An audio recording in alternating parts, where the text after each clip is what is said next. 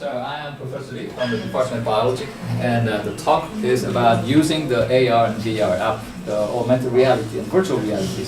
As instructor, as all teachers, you will experience that there are times when you're actually giving a class, a lesson, and then it comes a moment that a flat 2D picture just does not do the explanation of what three-dimensional structure like human body is. And so I come across this every day in the classroom, and I get a lot of people asking thereafter. So what does that mean? Like, what does that picture represent? Are we good at the apps? Okay. So, two examples. Number one, this is how EKG works on a flat 2D picture. So EKG is about measuring your cardiac conduction on a three-dimensional space, both laterally and frontally. Everybody got that? Excellent. So this is where that app comes in. So open your Waking app, APP.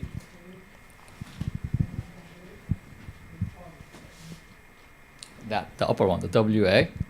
And then start that screen, and then you have to project that piece of paper that I gave you, and it'll actually scan up and down and up and down. It'll take about 30 seconds. And as soon as the 30 seconds is done, voila, an object will appear on your phone. What? Yeah, go ahead. There's three more. Anyone else? So you have to put it there and leave it there for about 30 seconds, 30 to 40 seconds. It'll actually scan up, down, up, down. No, put it flat on your lap. There's one. That's the last one. Yeah, put it flat on your lap, and then just wait for it.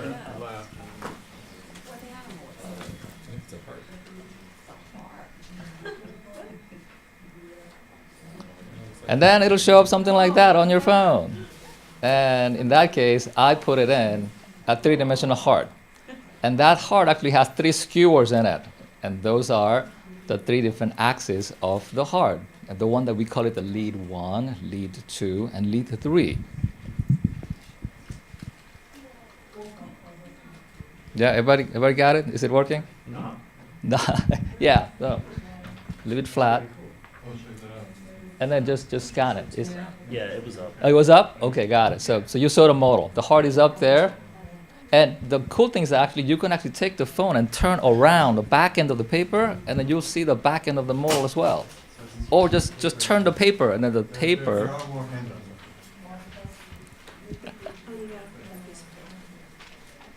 Yeah. There's only 6 glasses. All right, so now you're actually having a virtual object that is in front of you that is actually bypass this. And you can actually say, hey, can you see the back end of the heart? Yes, you can. Do you see that structure that is on the other side of that plus and minuses? Yes, you can. And so that's a simple way of actually bringing a technology without having to carry all that 20 pounds of models with you. That is augmented reality. So I actually am in process of doing that in classroom. This is, it's simple, it's elegant, it's very cost effective, and then as soon as you prepare ahead of time, it is done. Okay, so augmented reality is not that difficult. So now, here's the other thing that I come across in my teaching. This is a reflex of a spinal cord. The one that you tap on your leg and the leg kicks? Exactly. So now, trying to explain that to a student.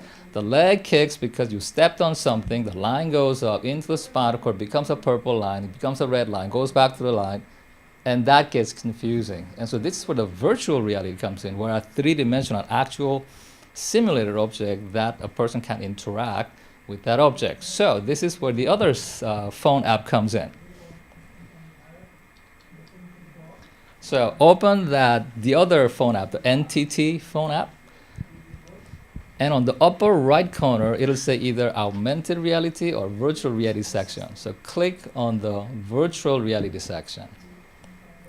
And then under the search panel, type in that. That's my model. That's my thing that I created. And as soon as you do that, it'll load up.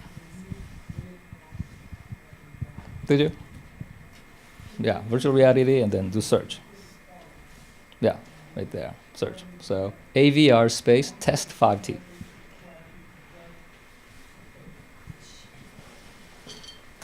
All right, enter. and then it'll do a search, and then that's the first one. So click on it, and it'll say load. So load. And then now you have to have your gear set ready. See, I told you to grab one. And then open up your front panel. Yep. And then press the play button, and then insert the phone. All right, there you go. The other way, this way. Yeah. Insert the phone and then close it. And now wait for until the load, and then once it is loaded, you will be transported into a valley in Mexico.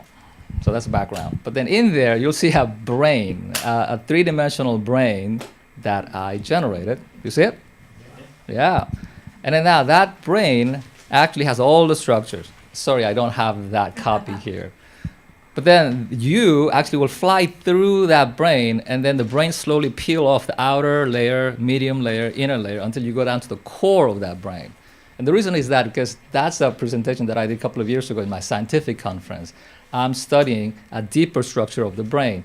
And in order to show that, a two-dimensional picture doesn't do what it's supposed to do. So doing that actually will show where I am actually putting the needle in, what actually is happening inside, and so forth.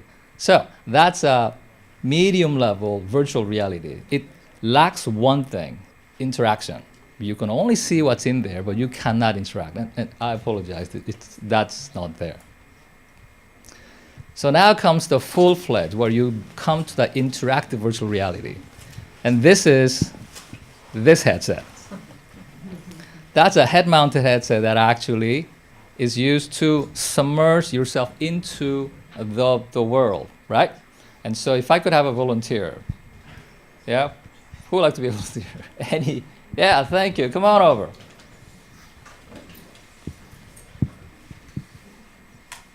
So put on the headset. So hold it steady in front of you. Like you have to actually step right there, so that you'll be actually walking around. Right there, exactly, right there, yeah. So put on the headgear and then be steady. So now that is the software that I used. It's called it's Unity. And then are you ready? Okay. Okay. And then actually there's one more. There's another piece of equipment. Oh, you can stay there. I'll like to pass it to you. Let me see your right hand.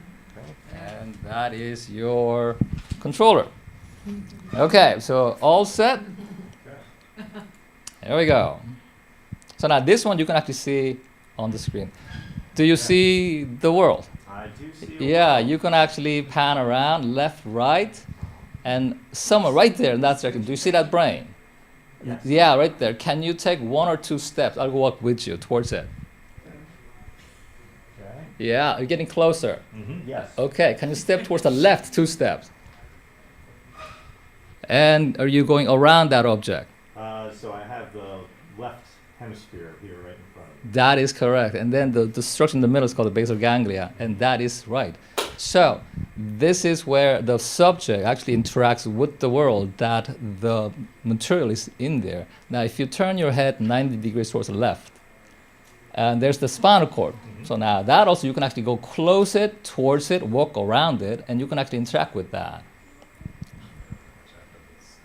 Yeah, so for you guys, it looks just flat, but for him, it's actually a real world, isn't it? Yeah. Really. Yeah. Okay, so now let's take 2 steps on the right. All right, so now turn your head towards the left, more, and look up a little bit. Do you see those 2 balls? Yes. Yeah, using your pointer, there's a fire button. Mm-hmm. Firing button. Mm-hmm. Not that one, this one. That one. Yeah. Okay. Okay, point to the ball on the right, and then press it. And you'll see a pointer appears on top of your gadget. So try it again. Fire one more time. Okay, so that one died on me. Try the one on the left ball and fire. Okay, I see a blue. My arrow turns kind of blue. Yeah. And then there's an object that actually transfer over to your hand control and actually will move with you. So this is actually your extension of your hand, and that object that used to be in that ball would have transferred to your hand, and you will actually be turning around and rotating it upside down, left side and right side of that.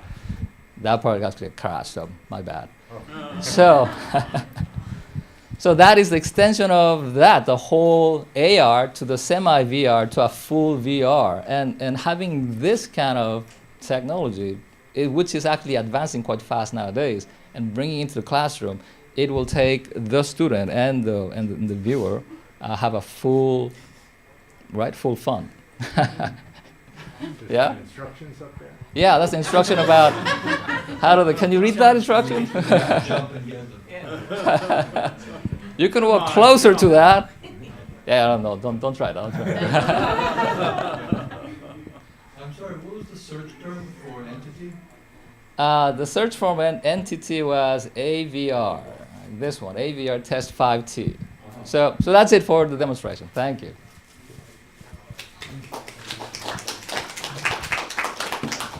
Just the last note is that this technology is actually here already, right? The middle schoolers and elementary schoolers are now into it. So we should be ready for that 10 years from now. Thanks.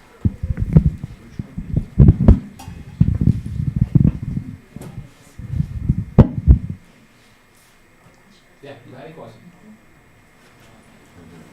I did a preliminary literature search on that, and I found that there wasn't a lot at the lower schools, but I noticed the medical schools are really getting into the virtual reality.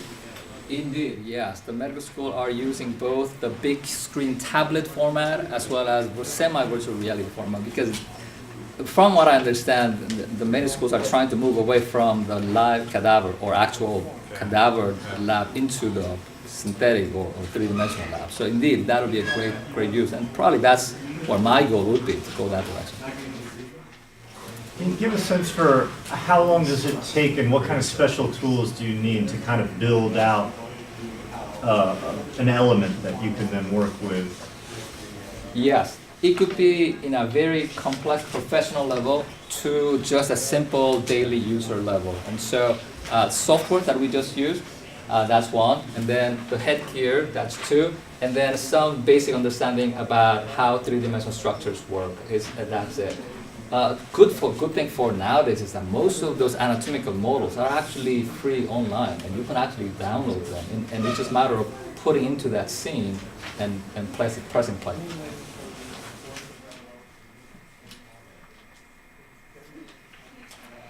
Great, hope you enjoyed this demonstration.